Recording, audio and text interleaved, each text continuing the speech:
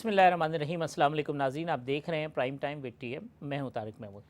Corona की सूरत हाल ने जहां ज़िंदगी के हर शोबे को मुतासिर किया है, जो माशी सूरत हाल है न सिर्फ पाकिस्तान की बल्कि दुनिया के दीगर ममालिक की, वो सब के सामने है।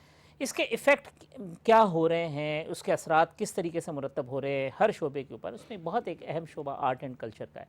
पाकिस्तान में मुस्तकबिल क्या होगा आर्ट एंड कल्चर का? पाकिस्तान में बहुत बड़े बड़े ये आलमी मुशायरे होते थे, अदब फेस्टिवल होते थे, मुख्तलिफ़ किस्म की तकरीबात होती थी, बहुत अच्छे क्वालिटी के ड्रामे बनने शुरू हुए थे।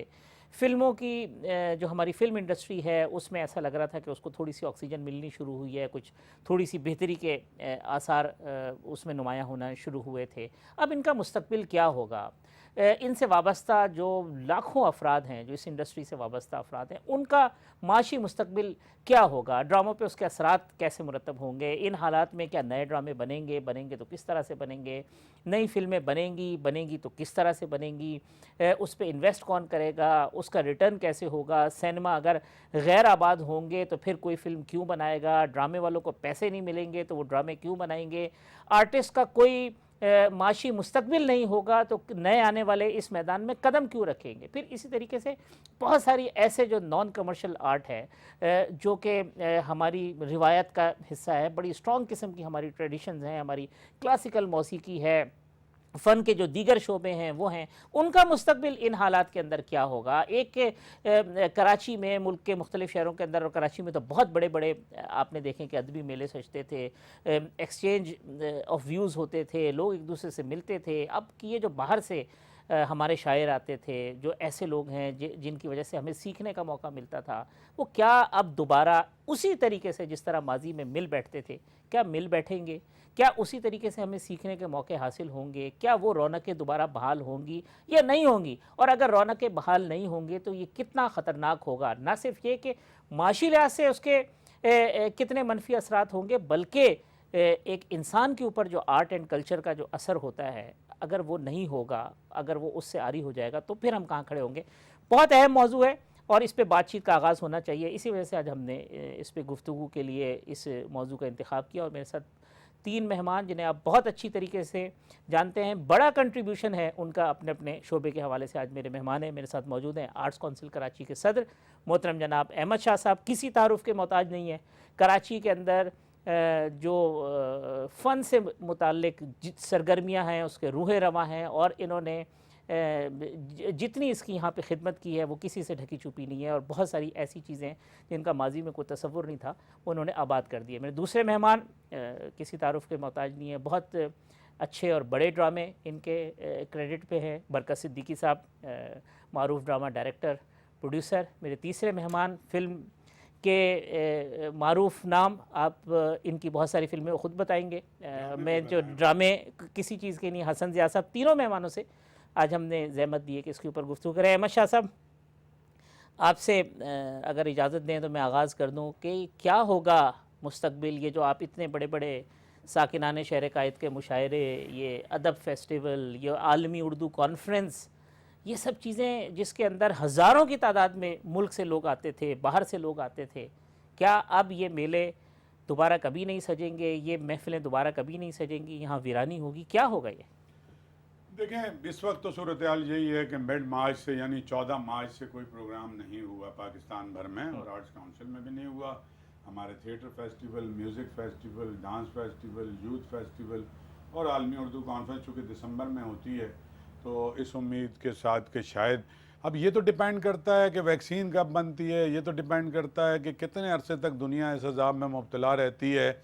हमारा जो चूँकि काम है जो आर्ट्स काउंसिल्स का या इस तरह के अदारों का, वो डायरेक्ट इंटरेक्शन का है ज़्यादातर, यानी हमारे पास लाइव वो थिएटर होता है या मौसीकी के प्रोग्राम होते हैं जिसमें लोग शिरकत करते हैं, आर्टिस्ट वहाँ पे लाइव गा रहा होता है। तो इसको तो बहुत बड़ा सेटबैक लगा है। तो फ़िलहाल तो सूरत हाल ये है कि तमाम पाकिस्तान के आर्टिस्ट, फ़नकार, राइटर तकरीबन बेरोज़गार हो गए और एक डिप्रेशन भी है, एक एंजाइटी भी है, एक मुस्तकबिल का यानी कुछ पता नहीं है कि ये कब तक ये सिलसिला जारी रहेगा। और इस वक्त जो प्रेशर है बहुत ज़्यादा, वो इन पे इकोनॉमिक प्रेशर बहुत ज़्यादा है, इनकी इनकम बिल्कुल ख़त्म हो चुकी है। तो ये बहुत बड़ा एक इशू है। ये तो एक पहलू तो ये हो गया कि आप इस तरह की महफिलें नहीं सजेंगी। दूसरा पहलू जिस तरफ आपने निशानदेही की वो ये है कि हज़ारों लाखों लोग वाबस्ता हैं, म्यूजिशियंस हैं, कोई अच्छा इवन स्टेज बनाने से लेके और सजाने से लेके और उसको चलाने तक वाले। बिल्कुल।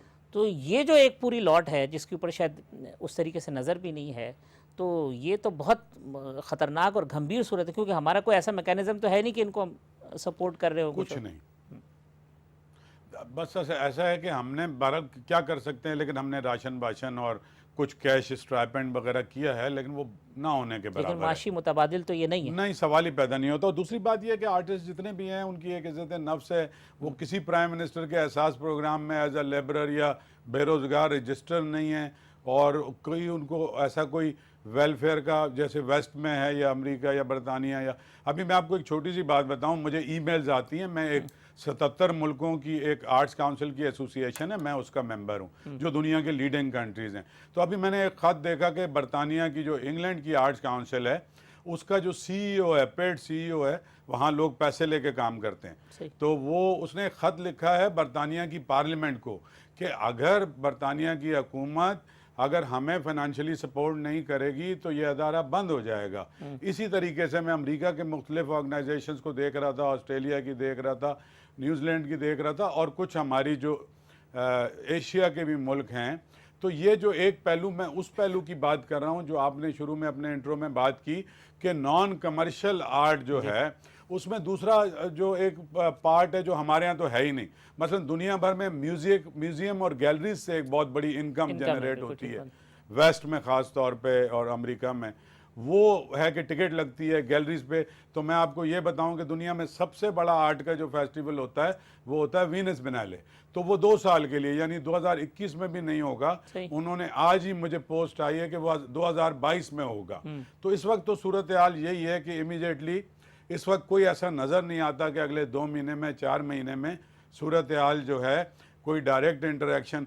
दोबारा जब आएंगे तो मैं आपको बताऊंगा कि इसका हमने क्या हल निकाला है। बरकत भाई, क्या ड्रामे की सूरत हाल, आपने यहाँ तो ये देख ली कि स्टेज की क्या सूरत हाल है, ड्रामे की क्या सूरत हाल है, बन रहे हैं या नहीं हो रहे हैं? आप भी खामोश होकर बैठ गए। तारिक भाई, मैं तो खामोश इसलिए बैठा हुआ था कि हालात तो अभी इस तरह के हैं कि अब बात करने के भी हम काबिल नहीं रहे हैं।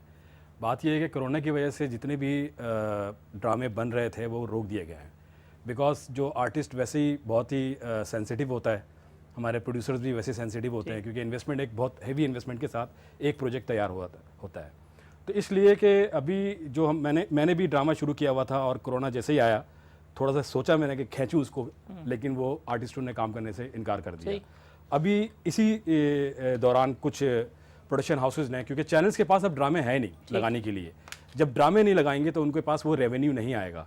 और वैसे भी इस हालात में जैसे कि एडवर्टाइजिंग एजेंसी है, 50% उन्होंने अपना बजट कट डाउन कर दिया है, और 50% बजट कट डाउन करने की वजह से सारे अफेक्टेड हुए हैं। जो प्रोड्यूसर्स हैं, हमारे डायरेक्टर्स हैं, इतने सारे लोग हमारे इंडस्ट्री से रिलेटेड बेरोज़गार हो गए हैं, बेघर भी हो गए हैं। वो छोटे छोटे नौकरी करने वाले लोग जो हमारे पास स्पॉट बॉय होते थे, अपना वार्ड बॉय होते थे, ये छोटी नौकरी करने वाले लोग हैं, छोटे पैसे ये लोग पर डे। ये इतनी बड़ी तादाद में एक प्रोडक्शन हाउस का एक ड्रामा अगर शूट पे होता है, ऑन सेट होता है, तो तकरीबन 30 से 40 लोग उसके साथ मुंसलिक होते हैं। 30 से 40 लोग, पूरा घर उसके साथ इन्वॉल्व होता है। अब वो सारे लोग, अब जैसे कि बड़े प्रोडक्शन हाउसेज हैं, वो एक टाइम पर 7 to 8 प्रोडक्शन पर डे वो लोग शूट पे जाते हैं। अब वो लोग 2 प्रोडक्शन पे आ गए, 3 प्रोडक्शन पे आ गए। मैंने अपनी 1 प्रोडक्शन कर दी है, और दीगर प्रोडक्शन हाउसेज ने अपने प्रोडक्शन हाउसेज, एक जगह पे 30-40 लोगों का अब जमा होना, शूट करना, ये अब इम्पॉसिबल है। देखिए किस तरह आप इसको सिक्योर कर सकते हैं, प्रिकॉशंस कितनी लेंगे आप, क्योंकि हमारा काम 40 लोगों का है। 40 लोग एक साथ एक बेडरूम के अंदर, कैमरामैन भी है, एडी भी है, एक्टर भी है, और एक एक्टर के साथ काम नहीं होगा। एक्टर के साथ इंटरेक्शन बहुत जरूरी है, करीब रहकर। अब दूर रह करके तो टॉक शो हो सकता है, ड्रामा जो है हमारे जो है वो इंटरेक्शन बहुत करीबी इंटरेक्शन है। क्या हसन साहब, फिल्म इंडस्ट्री के क्या हालात है? एक भी फिल्म रिलीज नहीं हुई, कोई हालात ही नहीं थे किसी भी तरीके की। जी, फर्स्ट ऑफ ऑल तो जब ये कोरोना स्टार्ट हुआ तो मैं भी एक फिल्म की शूट पे ही था, तो उसकी 1-2 दिन की शूट हुई थी और फिर हमने उसको बंद करना पड़ा, क्योंकि फिल्म का जो क्रू है वो तकरीबन 180 लोग होते हैं आप एक सेट के ऊपर। तो उसकी वजह एक तो ये है कि फिल्म में जब इतना आपके पास स्टाफ है तो आप कैसे कुछ चीज़ों को मेंटेन कर सकते हैं। अब जहाँ तक हमारी फिल्म इंडस्ट्री का ताल्लुक है, तो फिल्म इंडस्ट्री पहले ही आपको पता ही है, हमने पिछले 5-6 साल से कुछ डिजिटल, जब से सिनेमा शिफ्ट हुआ है, तो हमने कुछ लोगों को खड़ा किया कि ये अब हम बेहतर फिल्म, मयारी फिल्म बना सकते हैं। वो अभी स्टार्ट ही था। अभी हम साल की 20-22 फिल्में बना रहे थे और हमारे पास कोई 150 के आसपास सिनेमा स्क्रीन्स जो हैं वो पूरे पाकिस्तान में मौजूद थी। और ये हम बड़े खुश थे इस बात पे कि हमने 8-10 लोगों को, डायरेक्टर्स को निकाल लिया है जो अच्छी मयारी फिल्में बनाएंगे। और साल की 20-22 फिल्में हम बना रहे थे, उसमें से 4-5 जो हैं वो बहुत अच्छा रेवेन्यू उनका बहुत अच्छा था।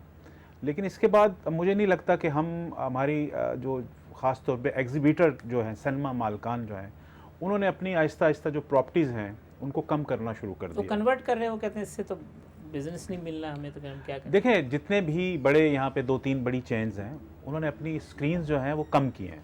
अगर एक किसी एग्जीबिटर की 30 स्क्रीन्स हैं तो वो उसने 10 जो हैं वो खाली कर दी हैं। सही। तो मुझे लगता है कि एंड ऑफ दिस ईयर हम 100 या 110 पे दोबारा खड़े होंगे। वो जो 150 हमने स्क्रीन्स की थी और जो मुसलसल बढ़ रही थी, वो अब रुक गया। और जितना सफर हमने 5-6 साल में तय किया वो सब रिवर्स गियर, वो सब बिल्कुल रिवर्स हो गया। और अभी इस वक्त हमारी 8-10 फिल्में बिल्कुल रेडी हैं और ये कम से कम 50-60 करोड़ रुपए की इन्वेस्टमेंट हुई है, रेडी फिल्में हैं। तो अभी वो लगनी है। इनके लगने पे हमें पता चलेगा कि हमारी पब्लिक जो है वो क्या दोबारा सिनेमा घरों में आएगी और कब लग सकती हैं, कब लग सकती हैं, ये भी एक है जी। क्योंकि ये तो अभी उस आइटम में जो कि लग्जरी उसके के तौर पे जो है ना वो बिल्कुल जी। सिनेमा जाना जो है वो आजकल 2 लोग चले जाएं तो आपका 3-4 हज़ार रुपये आराम से जो है वो। लेकिन लग्जरी के साथ साथ मैं ये भी कहना चाहूँगा कि लग्जरी आइटम अपनी जगह पर है, लेकिन ये गरीबों के भी एंटरटेनमेंट का है। रिक्शे वाले आते हैं सिनेमा में 100 रुपए का टिकट देकर। नहीं, सारी दुनिया में गरीब की एंटरटेनमेंट है फिल्म। हाँ, इसको अगर आप हिंदुस्तान में भी देख लें तो फिल्म वो हफ्ते में 1 दिन जाएगा, लेकिन 90% जो सिनेमा जाने वाला आदमी है वो गरीब आदमी, क्योंकि उसकी ज़िंदगी में और कोई वो नहीं है, तो वो देखता है बड़े स्क्रीन पे और वो ख्वाब देखना शुरू करता है। अब यहाँ डिबेट ये है कि एक आदमी के पास खाने को पैसे नहीं हैं और इन हालात के बाद तो वो और माशी तौर पे मर गया है। इनमें वो अपने बच्चों का या खुद का पेट भरेगा या फिल्म जाके देखेगा? यहाँ पे अब लेकिन मैं आपको एक बात बता दूं कि ये जो सारे आर्ट हैं, हम एक दूसरे से लिंक कर लेते हैं, म्यूजिक है, थिएटर है, डांस है, फिल्म है। भाईजान, ये दुनिया में है ही क्यों फिर? अगर खाली रोटी खाने से आपका मसला होता तो हल हो जाता, तो फिर तो ये कभी दुनिया में वजूद में ही नहीं आते। आप अभी मैं आपको बताऊं कि एंटरटेनमेंट ना होने की वजह से, डाइवर्जन ना होने की वजह से सारी दुनिया में डिप्रेशन फैल रहा है। पूरा मुल्क, पूरी दुनिया नफ्सियाती मरीज हो गई है और वो एक अजीबोगरीब फ़ज़ा में, क्योंकि देखें आपकी ज़िंदगी की रियलिटीज़ हैं बहुत तल्ख। तो जब ज़िंदगी की रियलिटी, तो इसको सॉफ्ट करना होता है, इसके अंदर थोड़ा सा मोम मिलाना होता है। अब ये सॉफ्ट का जो सॉफ्ट नैरेटिव करने है के लिए ये पोइट्री और ये सारी म्यूजिक और ये फिल्म, ये आपको कोई दूसरे जहानों में, एक यूटोपिया में ले जाता है, आपके अंदर एक उम्मीद पैदा करता है। और असल में तो बॉडी में केमिकल एंजाइम्स होते हैं मुख्तलिफ। अगर आप किसी डॉक्टर से भी पूछें तो जब आप खुश होते हैं, जब आप एंटरटेन होते हैं कोई मूवी देख के, तो आपके बॉडी के वो एंजाइम्स काम करना शुरू करते हैं और आप जो है ना एक हैप्पीनेस का, आप यानी जिंदगी को फेस करने का, एक रियलिटी को फेस करने का एक थोड़ी सी एनर्जी भी आप में पैदा होती है। तो ये एक रियलिटी है। रियलिटी तो है, मगर आप अगर आज किसी से पूछें अपने बच्चे को क्या बनाना चाहता है तो वो डॉक्टर बोलेगा, इंजीनियर बोलेगा, चार्टर्ड अकाउंटेंट कहेगा। कोई ये नहीं कहेगा कि मैं उसको जो है ना, तारिक साहब बहुत फर्क पड़ा है पिछले। देखें, मैं छोटी सी बात बताऊं आपको। अभी जितनी भी हमारी कंट्री में यूनिवर्सिटीज़ हैं उसमें फिल्म पढ़ा रहे हैं लोग, ठीक, जितनी भी बड़ी यूनिवर्सिटी हैं। तो ऐसा नहीं है, अब थोड़ा पिछले बदला है। बस ये मैं इसी पॉइंट पे आपको लाना चाह रहा था कि ये जो बदलाव आया है ये इन हालात की वजह से फिर ना बदल जाए। क्योंकि जब आगे कंजम्पशन नहीं होगी, जब आगे माशी मुस्तकबिल नहीं होगा, तो फिर कितने अरसे तक जो है ना वो आप इसकी बुनियाद के ऊपर जो है ना वो मुफलिसी हिस्से लताफत को मिटा देती है। है ना ये बात। इस पे बात करते हैं, एक ब्रेक के बाद वक्फा ले लेते हैं, तो आते हैं कि इसका असर क्या पड़ेगा। वक्फे के बाद आते हैं अपने मेहमानों से इसी मौजू पर आगे गुफ्तगू के सिलसिले को जारी रखते हैं।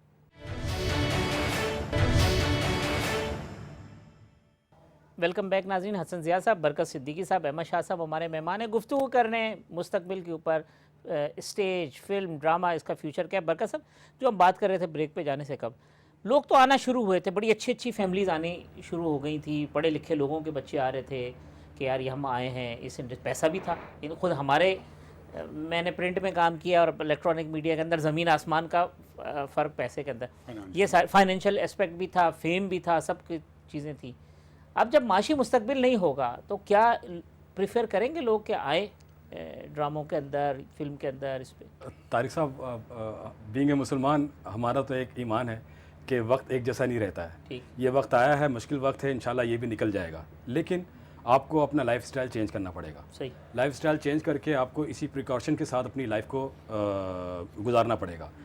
जहाँ तक बात आपने इसकी बात की कि लोग आएंगे नहीं आएंगे, इसके तमाम एजुकेशन डिपार्टमेंट में, तमाम यूनिवर्सिटीज़ में, कॉलेजेस में मीडिया साइंसेस पढ़ाया जाता है। एक सब्जेक्ट एलोकेट कर दिया गया है परमानेंट बेसिस पे। ज़्यादातर मैं समझता हूँ, एग्जैक्ट परसेंटेज मुझे नहीं पता, वो लोग ज़्यादातर मीडिया साइंस की तरफ रुजू हो रहे हैं। ये अच्छी फैमिलीज के लोग भी, हज़ारों लोग हैं, मैं आपको बताऊं कि जो लोग निकल रहे हैं यूनिवर्सिटी से, बड़े सारे, ठीक है ना, बाहर से भी पढ़ के आ रहे हैं।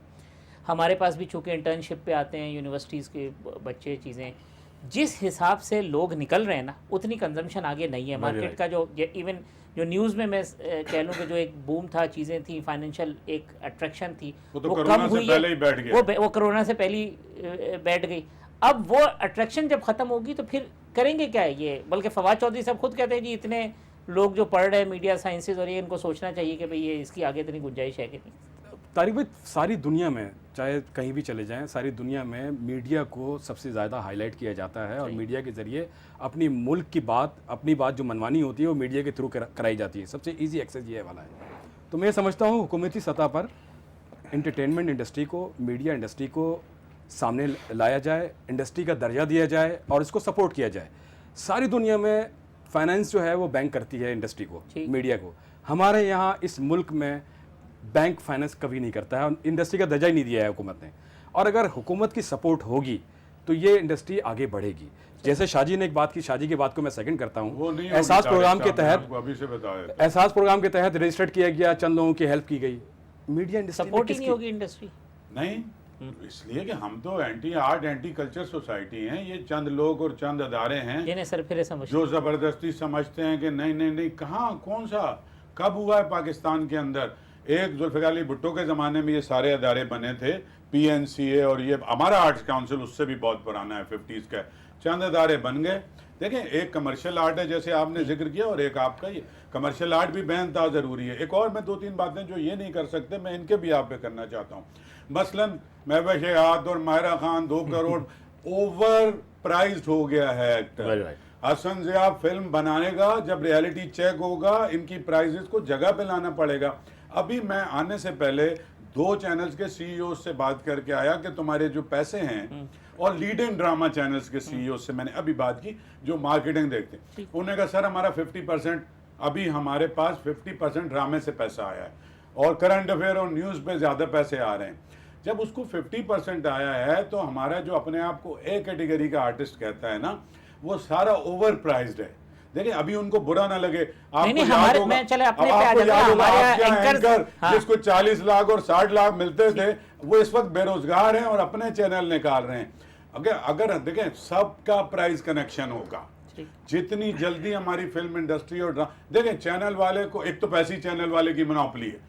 सबसे मजलूम आदमी इस मुल्क में प्राइवेट प्रोड्यूसर है, बस बरकत सिद्दीकी, हसन ज़िया। उसकी वजह यह कि सारे बड़े चैनल्स ने अपने प्रोडक्शन हाउसेस बना लिए, उन्हीं से सेटिंग है। और अगर मैं जाऊं भी तो वो कहता है अच्छा भाई ये मेरा ये करोगे तुम, और 50% चैनल फिर भी पार्टनर होगा, पैसे तुम लगाओ। अव्वल तो ये पाकिस्तान में इंडिपेंडेंट प्रोड्यूसर वैसे फारिग हो चुका है।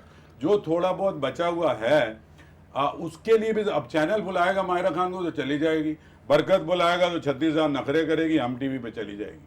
मैं आपको बिल्कुल रियलिटी बता रहा हूँ। तो इनको पैसे करेक्शन करना पड़ेगा। देखिए, मैं म्यूजिक के लिए किसी को बुलाता था, आमिर अली खान को। अब मैंने क्या प्लान किया, कंटिजेंसी, मैं ज़्यादा लंबी बात, मैं अब डिजिटल पे लेके जा रहा हूँ ताकि मैं कुछ पैसे, इनको पैसे भी जाते रहे और मैं सारी दुनिया तक अपना मशरकी सकाफती विरसा पहुँचाऊँ। चाहे हमारा क्लासिकल म्यूजिक है, चाहे हमारा रक्स है, पढ़त का सिलसिला शुरू करा रहा हूँ, प्रोग्रामिंग शुरू कर, पूरा एक चैनल लॉन्च कर रहा हूँ, non commercial digital channel culture के हवाले से। तो फिर मैं उनको वो तो पैसे नहीं दे सकता, 1 लाख रुपया, तो मैं बोलूंगा यार 15,000 रुपए ले लो, तो मेरे यूट्यूब चैनल पे भी चले जाओ कल्चर के हवाले से। सही। तो एक बहुत बड़ा इशू है लॉन्ग टर्म में। मैं समझता हूँ अगर ये जरा लंबा चला, अब आप देखें ना इंडिया में जब फिल्म हमारे एक्टरों को बंद कर दिया तो जितने भी ये इंडिया जाके पैसे लेते थे उससे बहुत कम में अब यहाँ लेने पे राजी हो गए ना। पहले तो मिलते ही नहीं थे असल में। नहीं मुकामी तौर पे। तो मैं आपको सच बताऊं, मोस्टली जिनको हम ए कैटेगरी आर्टिस्ट कहते हैं, अच्छे एक्टर नहीं, अच्छे एक्टर तो रुल रहे हैं, उनको तो काम ही नहीं मिल रहा।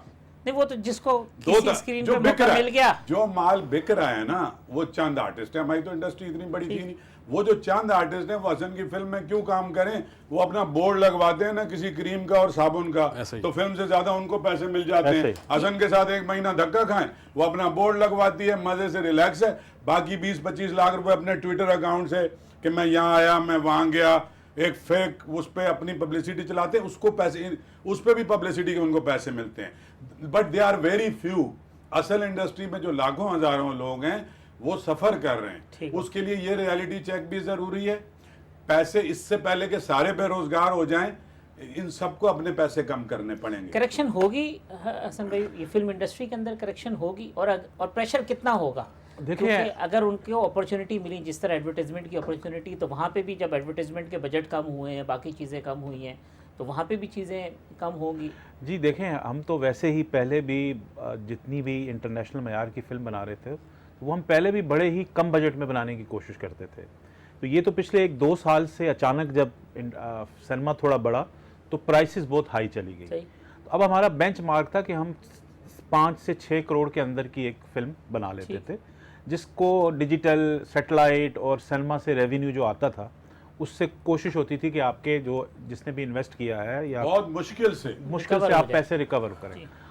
अब इस सूरत हाल में अगर आपने इंटरनेशनल मयार को मद्देनज़र रख के फिल्म बनानी है तो वो आपकी 4-4.5 करोड़ से कम की फिल्म नहीं बनेगी।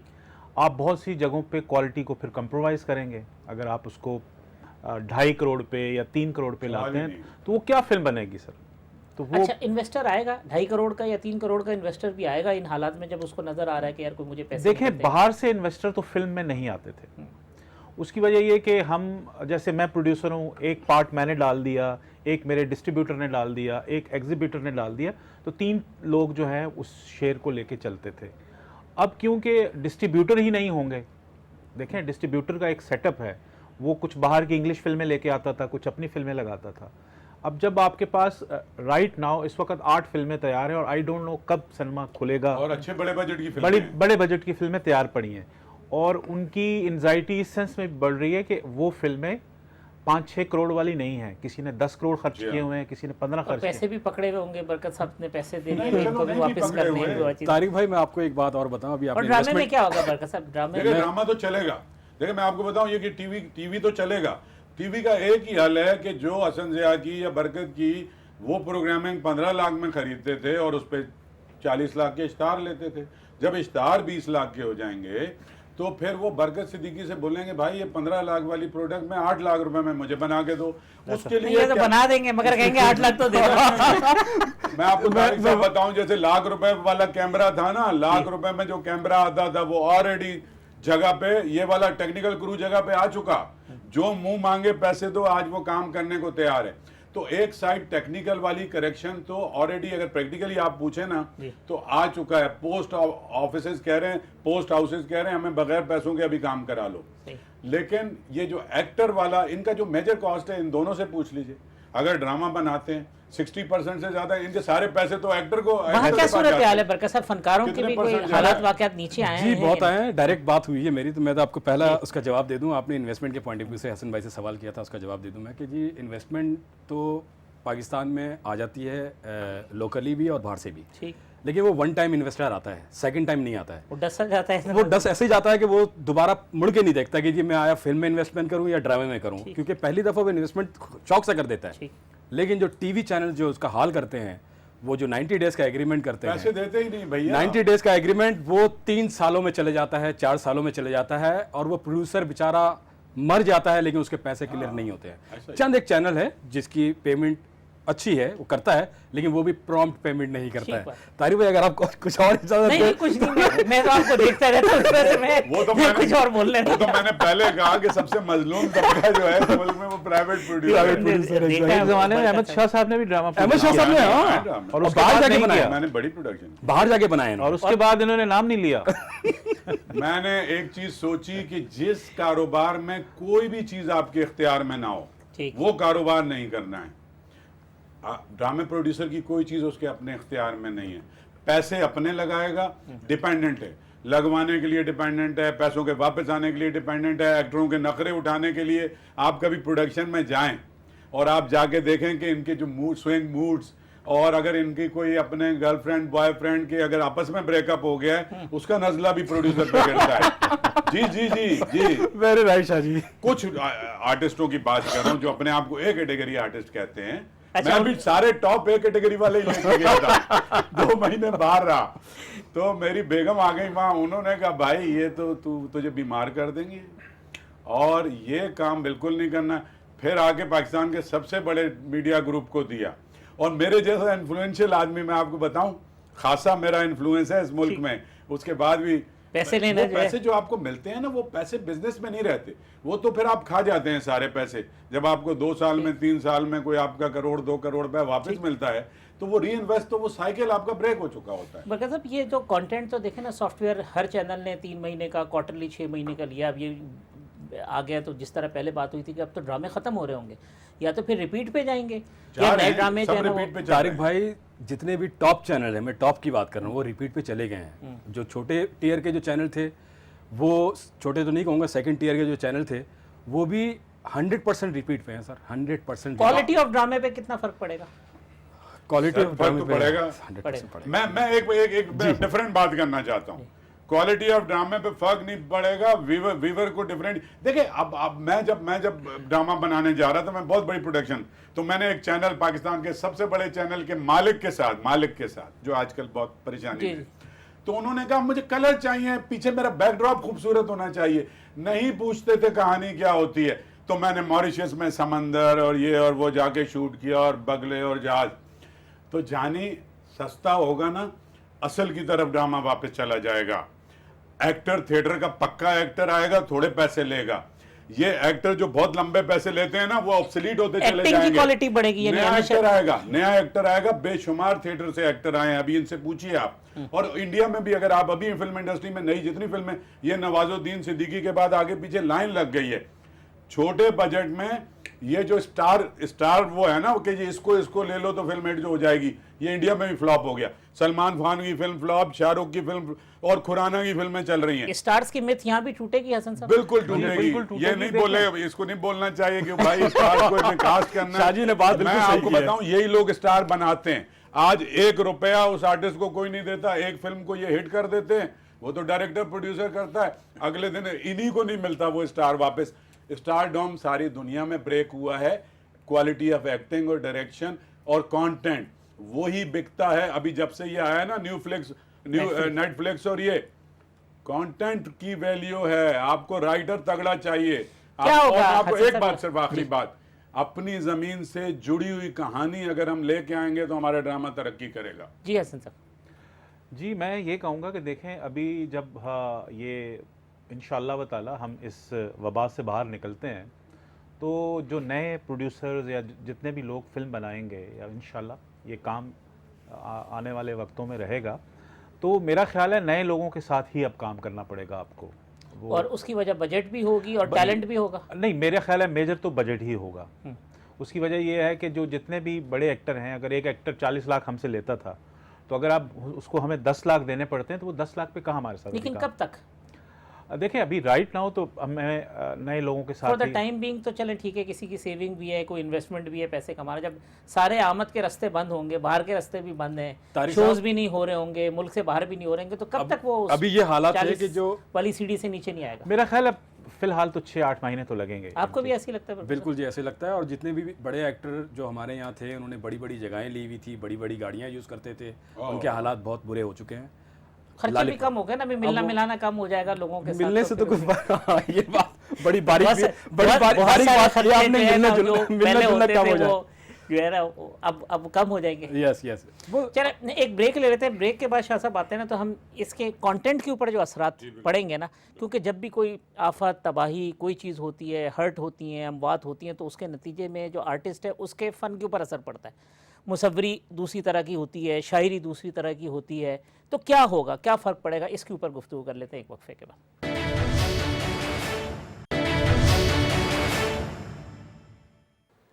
वेलकम बैक नाज़रीन, हम गुफ्तगू कर रहे हैं। अहमद शाह साहब हमारे साथ मौजूद हैं, बरकत सिद्दीकी साहब, हसन ज़िया साहब। शाह साहब, ये प्रोग्राम के आखिरी हिस्से में एक बात तो ये कि हम अपना जो लोकल कंटेंट है वो कितना रिच हमें करना पड़ेगा, किन बेसिस के ऊपर करना पड़ेगा कि हम कम्पीट कर सकें किसी तरीके से। वरना हम देखें ना, हम टर्किश ड्रामे डब कर रहे हैं और इस तरीके से वो कर रहे हैं, तो कल को ये तो फिर इसकी कॉस्ट ऑफ प्रोडक्शन कम होगी, डबिंग करें और चला दें वहाँ से कम पैसों में ले लें, तो लोकल ड्रामा तो मर जाएगा।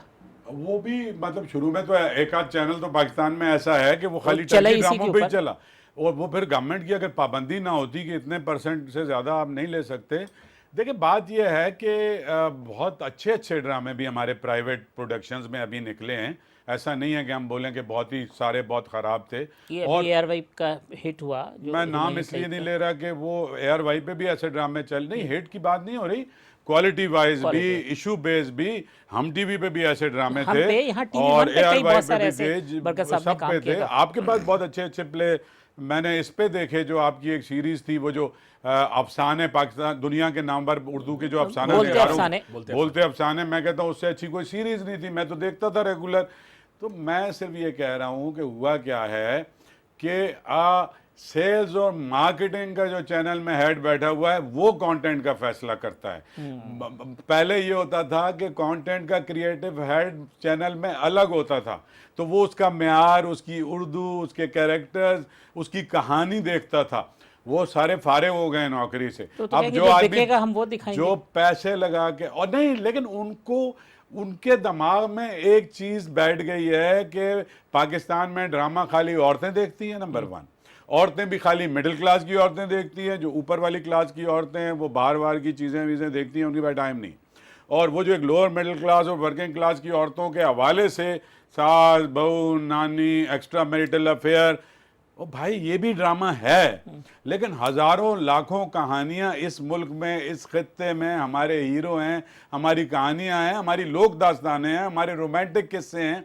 आपको ओरिजिनल, अब यहाँ हमारी ज़मीन के रिश्ते, हमारे किसान का किस्सा, मजदूर का किस्सा, पुलिस वाले का, एक फौजी जो सरहद पे मर गया है, वो अल्फा ब्रावो चार्ली आपने देखा था? जी, जी, बिल्कुल। वो भी तो हीरो है हमारा। ये डॉक्टर्स पे एक ज़माने में, आपको याद है सीरीज आया करती थी, ताज हैदर ने लिखा था एक डॉक्टर्स के। कहने का मतलब डायरेक्टर अच्छा हो, राइटर अच्छा हो, जो ज़मीन से जुड़े हुए हमारे माश, हमारी जो हमारा वो माशरा है, इसकी कहानियां हमें वापस लानी पड़ेंगी, इतनी महंगी भी नहीं लगेगी, जो यहाँ भी बिकेंगी और फिर बाहर भी बिकेंगी, सारी यहाँ भी दुनिया। अट्रैक्शन पे सर बाहर सिर्फ यही बिकेगा, यही पे। देखिए तो उसको क्यों- मोहनजोदड़ो के बारे में मालूम करना है। आज बात मैं देख रहा था एक खत शेख अयाज ने 1961 में लिखा। 1961 में अगाथा क्रिस्टी, जिसका आपने नाम सुना होगा, दुनिया में एक बहुत बड़ी सस्पेंस राइटर थी, पाकिस्तान आई थी, तो पाकिस्तान में उसको जो दिलचस्पी की जगह थी वो मोहनजोदड़ो गई और उसके बाद हड़प्पा चली गई, और यहाँ की तहजीब के बारे में मालूम करने आई थी, आपके डिस्को देखने नहीं आई थी। क्यों नहीं बनते बरकत साहब? मुश्किल है, बनाना मुश्किल है, राइटर नहीं है, या हमने बस वो स्टीरियोटाइप देख लिया वैसे ही जो इंडिया के फॉलो किया, सास बहू की कहानी, एक्स्ट्रा मैरिटल? नहीं सर, इस पे एक जुमला तो मैं कहूँगा, चैनल में जो सेल्स मार्केटिंग का हेड है उसकी डिक्टेशन पे बनता है यही ड्रामा। जवाब जी, मैं बरकत देना चाहता हूँ कि चैनल्स पे जो लोग बैठे हुए हैं वो सिर्फ सेल्स को देखते हैं, मार्केटिंग को देखते हैं, वो रियलिटी को नहीं देखते हैं, अपने कल्चर को नहीं देखते हैं। वो क्योंकि प्रोड्यूसर इससे अच्छा ड्रामा बना सकता है, कल्चर पे ड्रामा बना सकता है, हिस्टोरिकल प्ले बना सकता है, बशर्त ये है कि चैनल उसको सपोर्ट करे। प्ले अगर टर्किश हो, कहीं और हो, वो चल जाता है। हमारा जो है वो हमारा नहीं चैनल चलेगा। हमें बनाने नहीं देता, हमारा चैनल हमें चलाने नहीं देता। हम जब भी बना लें, अब मुझे बताएं कि हिस्टोरिकल बेस कितने ड्रामे हमारे यहाँ बने हैं और कितने चले हैं, और अगर बन भी जाते हैं, कोई चैनल अगर कोशिश कर भी लेता है, वो सुपर फ्लॉप करवा दिया जाता बहुत है। बड़ा कसूर पीटीवी का और गवर्नमेंट का है। वजह पता है क्या है? बाहर दूसरा चैनल 12 लाख रुपए देता है, पीटीवी 4.5 लाख रुपए देता है। हिस्टोरिकल ये ड्रामा बनाएगा तो 25 लाख रुपए एक एपिसोड पे इसका खर्चा आएगा। घोड़े दिखाएगा, शाहीन की तरह से सवार दिखाएगा, कोई ग्रेंजर बनाएगा, गेटअप उस जमाने के सारे। तो भाई ये तो सिर्फ नेशनल मीडिया का काम है। अगर पाकिस्तान के रियल हीरोज पे करना है तो इस पे गवर्नमेंट इन्वेस्टमेंट होनी चाहिए। और पीटीवी जो आपके बिजली के बिल के साथ आपसे पैसे वसूल तो कर 100 रहा रुपए है, कर चाहे आप वो देख ही नहीं रहे उसका चैनल। हसन साहब, फिल्म भी इसी वजह से नहीं बनती क्योंकि कॉस्ट बहुत बढ़ जाएगी। कॉस्ट तो बढ़ेगी। देखिए कॉस्ट तो ऑलरेडी फिल्म को हाई एंड जिसको कहते हैं उसके मयार के मुताबिक तो कॉस्ट तो बढ़ती है, लेकिन मेरा ख्याल ये है कि आपको कुछ रिसर्च करनी होगी। जैसे हमारे पड़ोस में ईरान है, वहाँ उनकी जो फिल्में बनती हैं या उनके ड्रामे बनते हैं वो उसके अंदर कोई ग्लैमर नहीं है। ठीक। हमारे यहाँ ये जो ग्लैमर और जो कमर्शियल फिल्मों का जो है, हम बॉर्डर पार यानी कि इंडिया की फिल्मों को देख पहले मैं शाह साहब से कह रहा था कि क्वालिटी के अंदर इस रीजन में शाह साहब भी यही बता रहे थे कि भाई इससे अच्छी इंडिया ईरान से अच्छा आपको फिल्म शायद नहीं मिलेगी। ये हमारे यहाँ वो क्यों नहीं पॉपुलर? देखिए हमारा प्रॉब्लम क्या रहा है, आज तक हमारी जितनी भी पब्लिक है उसको बॉर्डर पार की चीज़ें समझ आती रही हैं, उस कल्चर को देखते रहे हैं। तो अब जब हम आहिस्ता आहिस्ता अपनी चीज़ों को, जैसे नए लोगों के साथ हम काम करेंगे और कंटेंट बेस्ड काम करेंगे। अगर आप ईरान का या तुर्की का इनका आप अगर सिनेमा देखें तो वो कंटेंट बेस्ड है, उसके अंदर कोई कमर्शियल नहीं है, कोई नाच गाना लटका झटका उसके अंदर नहीं है, वो सीधा कंटेंट बेस्ड है। तो कंटेंट बेस्ड काम करेंगे, यही एक हल है हमें अपनी फिल्म इंडस्ट्री को बचाने का और ड्रामा बचाने का। कंटेंट बेस्ड व्यूअरशिप भी तैयार होगी बरकत साहब, लोग तैयार होंगे जी, लोग देखना यही चाहते हैं, कंटेंट बेस्ड देखना चाहते हैं। तो फिर सेल्स मार्केटिंग का वो भी तो कहीं कुछ बता रहे मुझे आप ये बताएं ना, इनको आप खुद पता लग जाएगा। अब इंडिया में भी तो ग्लैमर को तो रिजेक्ट हो गया। वो जो सुपर स्टार थे वो तो घर बैठे हुए हैं। अब सिर्फ वही फिल्में चल रही हैं जिनका कंटेंट स्ट्रांग है, रियलिटी बेस्ड, कहानी मुख्तलिफ है, रियलिटी है। आप रिलेट कर लेते हैं कि यार ये तो मेरे पड़ोस वाला, ये तो वो कैरेक्टर है। हाँ, और ये तो वो बस्ती मासी ऐसी है जो हमारे घर जैसे में काम करती थी। आज हमारे जो एक्टर हैं उनको भी अपना किबला दुरुस्त करना पड़ेगा, रियलिटी को फेस करना होगा, वरना वो भी अपने घर पे बैठ जाएंगे।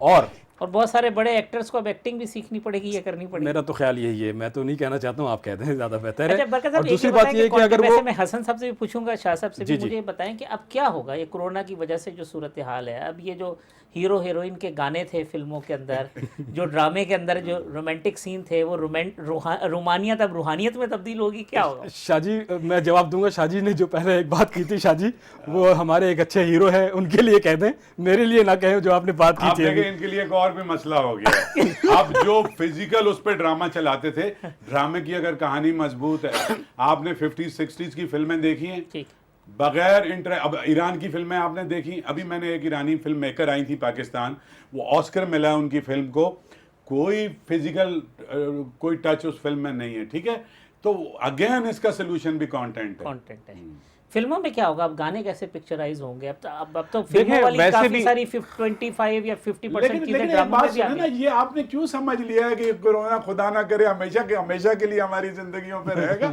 हमें ये उम्मीद है। मैंने सिर्फ फिल्मों तक समझा, आप उसको अपनी जिंदगी में लेके जाए, ज्यादा परेशान ना हो आप। अच्छा वक्त हमेशा नहीं रहता, तो हम समझते हैं कि एक टेम्परेरी फेज है, दुनिया इसके ऊपर कंटेंट पे फर्क पड़ेगा। जब जैसे फनकार के फन पे फर्क पड़ता है, बिल्कुल पड़ेगा, डिजास्टर बिल्कुल पड़ेगा। इससे क्या फर्क पड़ेगा? देखिए, एक तो पहला जो आपने सवाल किया था कि गाने कैसे पिक्चराइज हो, तो पिछले कुछ 2-3 साल से अब गाने पिक्चराइज करना जो है वो आहिस्ता आहिस्ता खत्म होता जा रहा है। वो हम ओवरलैप कर देते हैं, वो जो सीन्स होते हैं ओवरलैप हो जाते हैं। देखिए राइट नाउ अभी इन हालात के मुताबिक हमें वैसा ही कंटेंट बनाना पड़ेगा, बजाय इसके कि हम जो वो टिपिकल स्टोरीज और उसमें गाने फाइट और ये सारी चीजें हमें चेंज करनी और बहुत सारी चीजें जो हम बाहर भिजवाया करते थे, कुछ एडिट से रिलेटेड या कुछ। देखिए उसके अंदर राइट नाउ हमारे पास सिवाय हर चीज है, सिर्फ हम साउंड डिजाइन और साउंड मिक्सिंग का जो है हमारे पास सेटअप नहीं है। बाकी तमाम चीजें हम इन हाउस करते हैं सारी। शायद सब क्या असर पड़ेगा फनकार के ऊपर? देखिए अभी तो पड़ गया, फनकार बेरोजगार हो गया बिल्कुल, कंटेंट पे उसके क्या असर पड़ेगा? देखिए मैं कह रहा हूँ कि अभी हुआ क्या है कि ये इतने अरसे से जो फिल्म बंद है, सारा कुछ बंद है, तो लोगों ने नेट पे बहुत ज़्यादा देखना शुरू किए हैं असली कहानियाँ और सीजन और चीज़ें। तो जो देखने वाला है वो भी बेजार हो गया ये ग्लैमर देख देख के। तो अब ये जो रियलिटीज़ हैं, जो असल कहानियाँ हैं ज़िंदगी की, मैं समझता हूँ हमारा भी ड्रामा बदलेगा।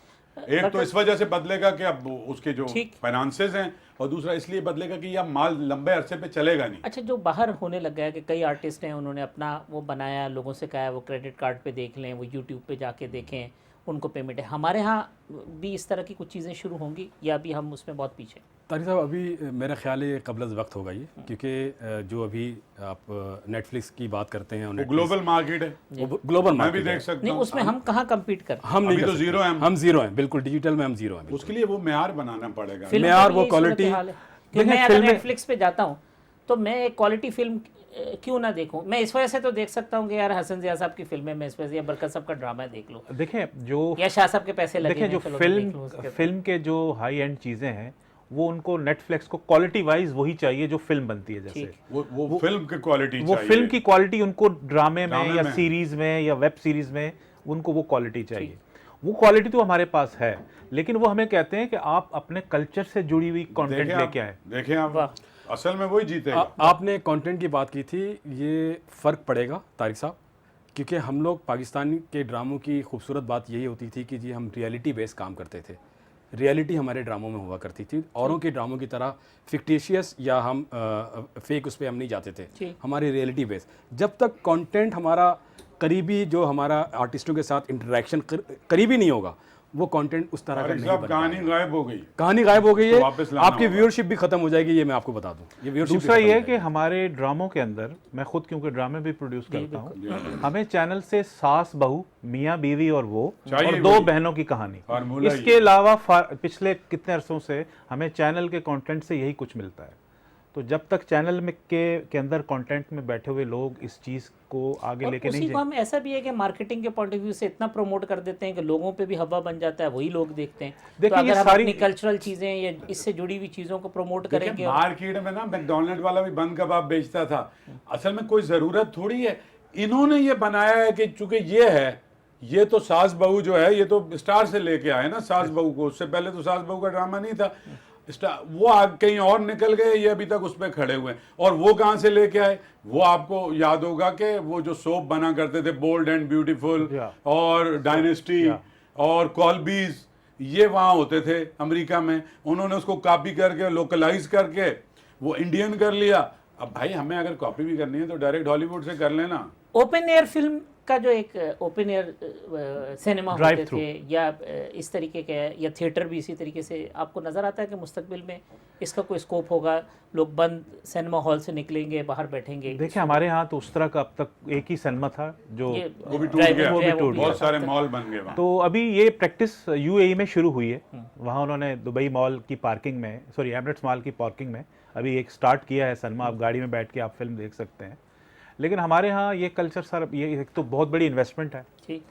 तो मेरा ख्याल है आने वाले वक्त में शायद नहीं है। और जो ओपन एयर थिएटर होता था शाह साहब, जैसे आर्ट्स काउंसिल के अंदर भी ओपन एयर नहीं, थिएटर वो हमारे ओपन एयर थिएटर तो है, लेकिन ये कोई सोल्यूशन नहीं ना। इक्का दुक्का वन ऑफ, उस पे फिल्म का प्रोड्यूसर या फिल्म मेकर जो है वो रिलाय नहीं कर सकता ना। ये वो एक, देखिए फिल्म का एक, फिल्म खाली फिल्म नहीं होती, उसका एक पूरा एटमॉस्फेयर होता है।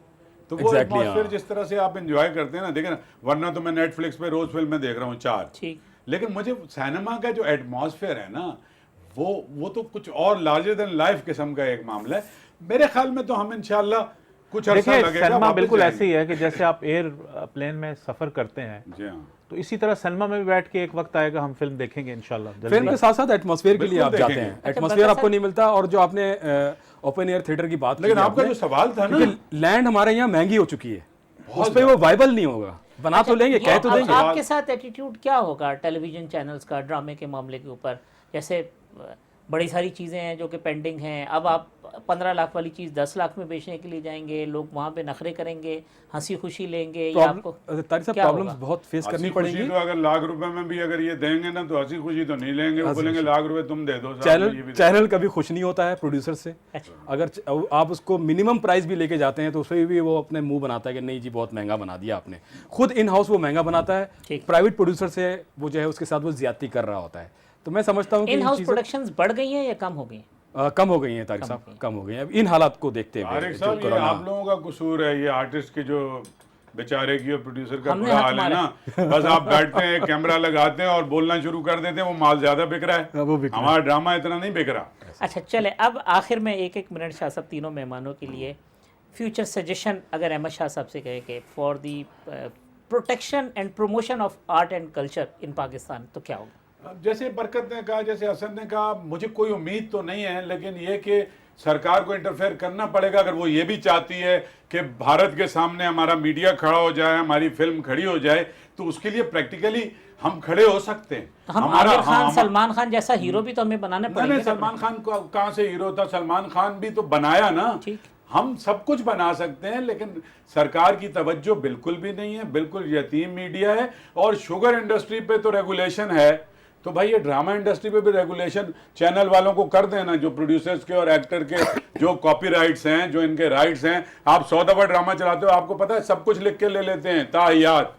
ऐसा कभी दुनिया में नहीं होता, दुनिया में नहीं होता है, illegal। दुनिया में तो नहीं लिख के देते हैं ना यार, तो इनके पास ऑप्शन क्या है? ऑप्शन नहीं है ना। तो मैं कहता हूँ इसकी भी रेगुलेशन होनी चाहिए। ये एक चीज रह गई थी, मैं पहले इसके ऊपर आप सजेशन दे दें कि तारिक साहब, मैं ये समझता ऐसा हूँ होगा कि ये एक्टर और ये लोग जिस तरीके से वो हुआ कि जी वो क्रिकेट का कोच या वो जो फल बेच रहा है, दूसरी चीजें बेच रहे हैं, इस तरह भी हो सकता है हमारे यहाँ अदाकार? देखिए, ये नहीं भी होगा ना, तो हमारे यहाँ जो नए बच्चे आ रहे हैं और बहुत मेहनत से और बहुत अच्छे हैं, हसन ने भी अपनी फिल्मों में लिया है, इन्होंने भी ड्रामों में, तो मैं ये डिस्करेज हो जाए। डिस्करेज होंगे। जी बरकत साहब। सारी ज़िंदगी हमारा एक्टर जो है वो लोगों को एंटरटेन करता रहा, अपनी इज्जत नफ्स को मजरूह किए बगैर ठीक, वो कभी भी ये काम नहीं करेगा। और इंशाल्लाह ताला हमारे एक्टरों को, हमारे प्रोड्यूसर को, हमारे डायरेक्टर को, जितने भी लोगों को ये करना नहीं चाहिए। सजेशन जिस तरह प्राइम मिनिस्टर साहब ने टर्की के प्ले को प्रमोट किया, उनके कल्चर को, इसी तरह मैं ये समझता हूँ, मेरी गुजारिश भी यही होगी कि हमारे कल्चर को प्रमोट करें और हमारे लोकल चैनल्स को, लोकल हमारे ड्रामों को वो प्रमोट करें, सपोर्ट करें। विदाउट सपोर्ट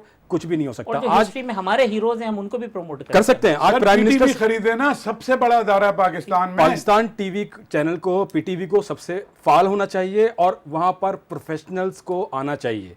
जब प्राइवेट चैनल्स आगे बढ़ सकता है तो पीटीवी आगे क्यों नहीं बढ़ सकता? जब वो रेवेन्यू सबसे ज्यादा रेवेन्यू ऑर्गेनाइजेशन है, एग्जैक्टली सबसे ज्यादा रेवेन्यू जनरेट करते हैं ये ड्रामा इंडस्ट्री से।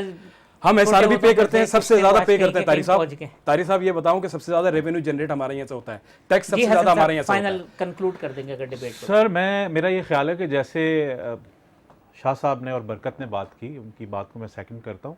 आप देखें, अभी तुर्की का एक ड्रामा हमारे यहाँ चल रहा है, तो उसको प्रोड्यूस किया है सरकारी टीवी ने, तुर्की के।